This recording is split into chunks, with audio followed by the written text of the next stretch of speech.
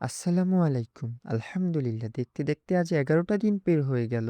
আর এই ১১ দিন পর মুরগিকে ২য় ভ্যাকসিন করাবো। এর আগেও একটি ভ্যাকসিন করেছিলাম কিন্তু কাজের ব্যস্ততায় থাকার কারণে আপনাদেরকে সেটা দেখাতে পারিনি। তো ভ্যাকসিনটা আগেই এনে আমি আমাদের ফ্রিজে রেখে দিয়েছিলাম। এখন সেটা নিয়ে যাচ্ছি ভ্যাকসিন করানোর জন্য।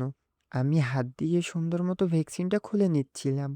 খোলার পরে ভিতরে পানি দিয়ে ভালোভাবে ঝাঁকিয়ে নিচ্ছিলাম, যাতে ভিতরে লেগে থাকা সবগুলোই যেন মিশে যায়। এরপরে আরো ভালোভাবে মিশানোর জন্য পানিটা আমি হাত দিয়ে নাড়িয়ে দিচ্ছিলাম। তারপরে পানির পাত্রে ভরে ভ্যাকসিনটা রেডি করতেছিলাম। পানির পাত্রগুলো রেডি করার পরে আমি একটা একটা করে নিয়ে যাচ্ছিলাম ওদেরকে দেওয়ার জন্য। তো আলহামদুলিল্লাহ সবগুলো পানির পাত্র ওদেরকে দেওয়ার পরে ওদেরকে দেখছিলাম খুব সুন্দরভাবে ওরা ভ্যাকসিনটা খেয়ে নিচ্ছিল। আপনারা আমার জন্য দোয়া করবেন। মহান আল্লাহ তাআলা যেন আমার খামারে বারাকা দান করেন। ভিডিও শেষে আপনাদের একটি হাদিস শোনাই। অল্প হলেও নিয়মিত আমল করা আল্লাহর কাছে বেশি প্রিয়।